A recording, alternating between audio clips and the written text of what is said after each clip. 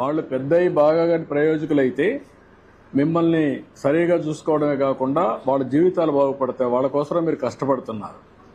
అలాంటప్పుడు ఆ పిల్లల చదువు ఎట్లుంది? చదువు అనేది పెద్ద ఆస్తి.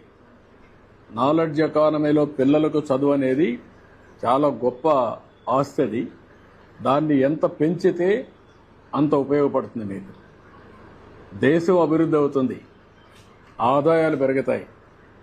ఆ ఆదాయం పెరిగిన ఆదాయం మీ కుటుంబానికి రావాలంటే, మీ పిల్లలకు రావాలంటే చదువు చాలా ముఖ్యం.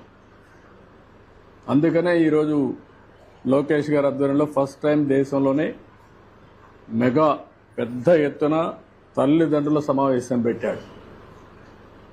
కనీసం మీలో ఒక ఆలోచన విధానాన్ని మార్పు తీసుకురావడానికి, మీ పిల్లల్ని పెంచి పోషించడమే కాకుండా వాళ్ళ మీద ఖర్చు పెట్టడమే కాకుండా ప్రయోజకులు చేయడం మీ బాధ్యత.